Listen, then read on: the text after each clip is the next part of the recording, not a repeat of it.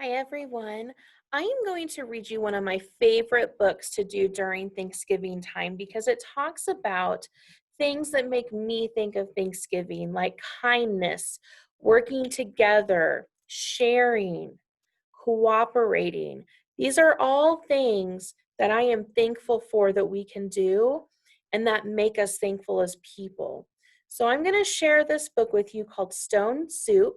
And then I'm going to give you some activity ideas that I want you to do. You can either make a craft, you can make some real soup, and then you can also go outside and you can make a soup with rocks and sticks and maybe some mud or dirt. Whatever you want to do, I want you to be creative. You can act it out. In my kindergarten class in Texas, we actually put on a play for our parents and we acted out the stone soup story. So you could do that with a family member or by yourself, and you can have someone record it. So I want you to do one of these projects, and then I want you to send me a picture or a video or show me at check-in time at the end of the day and show me what you did. And I really hope you enjoy this story because it really means a lot to me. It's one of my favorite stories, and we'll talk about it a little bit after the book. I'm going to go ahead and share my screen with you so you can see it. So here we have stone soup, and stone is a rock. So there's some rocks, and soup is a food that we can eat. So here's some travelers.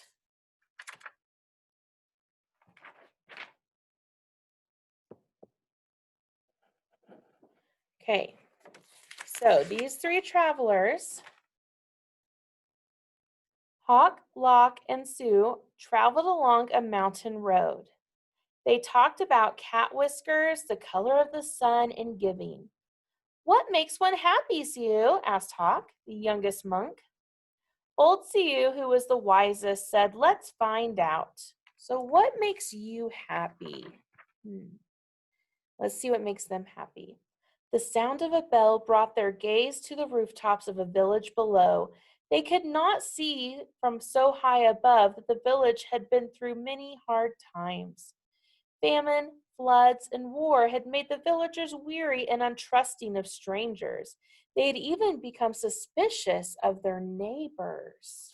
So here's a picture of the village.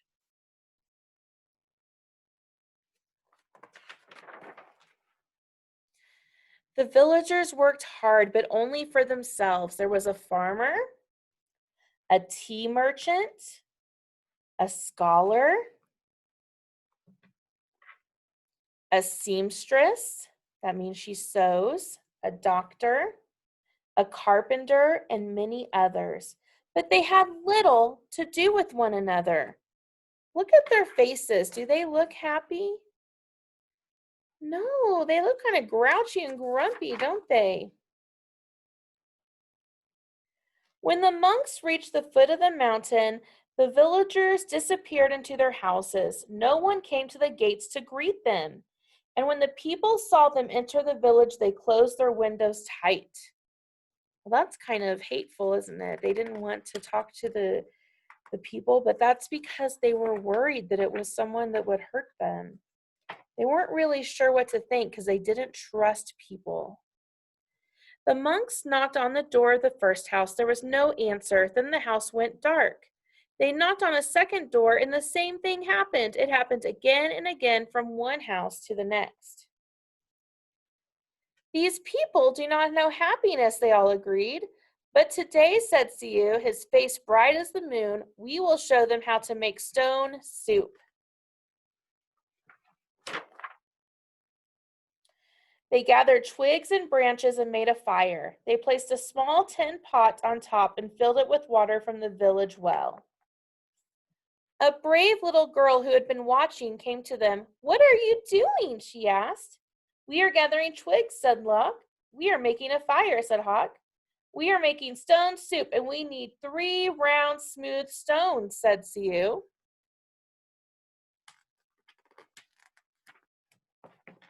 The little girl helped the monks look around the courtyard until they found just the right ones.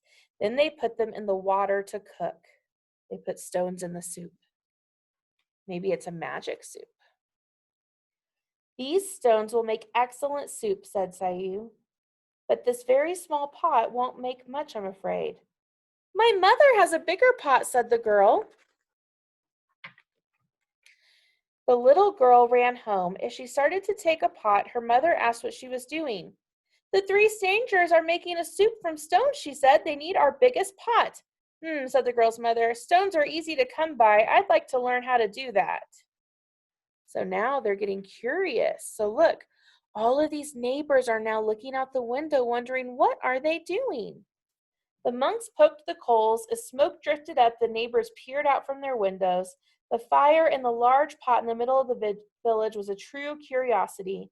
One by one, the people of the village came out to see what this stone soup was about. "Of course, old-style stone soup should be well seasoned with salt and pepper," said Hawk. "That is true," said Locke as he stirred the giant pot filled with water and stones, "but we have none." The scholar, his eyes of curiosity, said, "I have some salt and pepper." He disappeared and came back with salt and pepper and even a few other spices. Siu took a taste. The last time we had soup stones of this size and color, carrots made the broth very sweet." "Carrots?" said a woman from the back. "I may have a few carrots, but just a few." Off she ran. She returned with as many carrots as she could carry and dropped them into the pot. "Do you think it would be better with onions?" asked Hawk. "Oh, yes, maybe an onion would taste good," said a farmer, and he hurried off. He returned in a moment with 5 big onions, and he dropped them into the bubbling soup. "Now that's a fine soup," he said. The villagers all nodded their heads as the smell was very agreeable, which means it smelled good.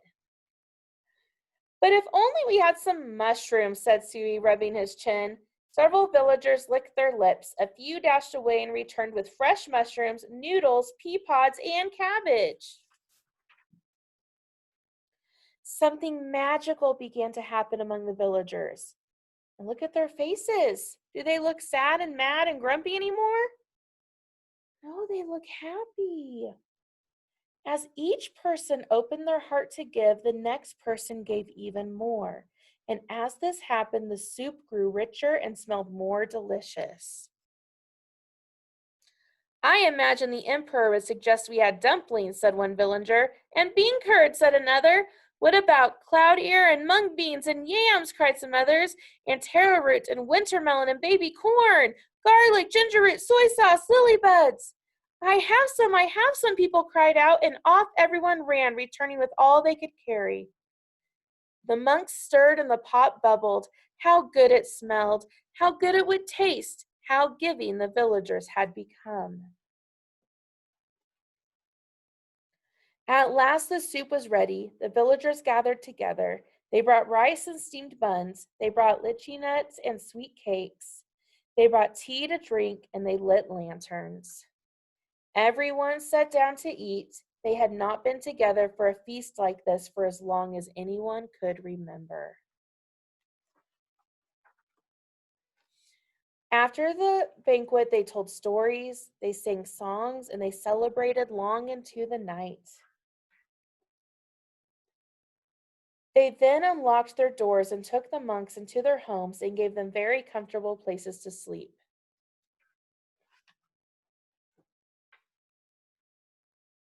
See, look, now they're all saying bye. At first, they didn't even want to see the travelers, and now they're smiling and waving bye to them.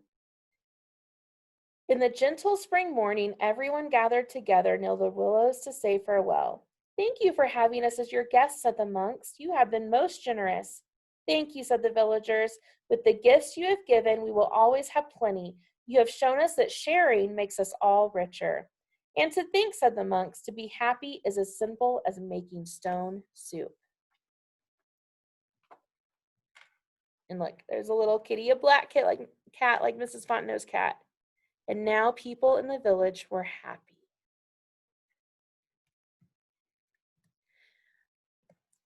So what did you think of that story? Let's talk about it for a minute. How do you think the travelers felt when they came to the town and no one would be nice to them? and everyone just shut their doors and windows and turned off their lights and wanted them to go away. How would that make you feel? Sad, hurt, bad, maybe mad? Yeah, it was not very kind of them to do that.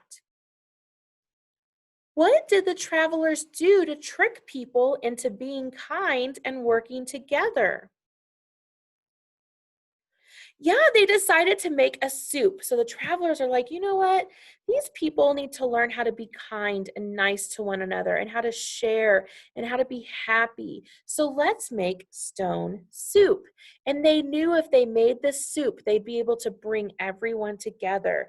So, what is the first thing they needed to make their stone soup? A stone. Very good. And do you know what? They did clean the stone, they scrubbed it clean, but the stone is not the important part of the soup. The stone is what got everyone curious. Have you ever had a stone in your soup before? Wouldn't you want to look out your window and see what just is this stone soup they're talking about? So, what the travelers did is they got people to work together. One person was like, the travelers were like, you know what? We really need a bigger pot. And the little girl was like, we have one. And so they brought it. And then they were like, we need some salt and pepper. And a guy was like, we have salt and pepper. And they brought it. And every time someone in the town brought something, it made the other people want to bring something as well. And that is what started the kindness and the sharing. And eventually, everyone in the town added something to the soup. And the great thing about stone soup, it doesn't matter what you put in the soup. What matters is that you do it together with friends and family, and that you share a meal together and you share what you're thankful for, and you share in kindness, you share in love, and you share in happiness. So when you're making your project, or maybe you're acting out your story, or maybe you're making your own soup at home with whatever ingredients you want, think about how you can get you and your family to work and cooperate together to show kindness and cooperation. Cooperation means we work together, okay? Just like we do in class. See if you can find a way to get your family to share in this kindness that stone soup and that story brings to us. So here's a little poem, and then we'll be done and I'll let you work on your craft, okay? Heat some water in a pot, add a stone you scrubbed a lot. Sprinkle pepper, salt, and herbs, let it boil undisturbed. Drop in carrots, onions too. Let the soup heat through and through. Stir in milk and make it sweet. Add potatoes for a treat. Toss in ham, let it stew, let it bubble, let it brew.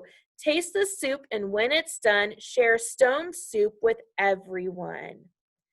Now, in the past, we have made stone soup in our class and we have shared it. We are not able to do that right now because we're not in school together, which is why I want you to do something at home.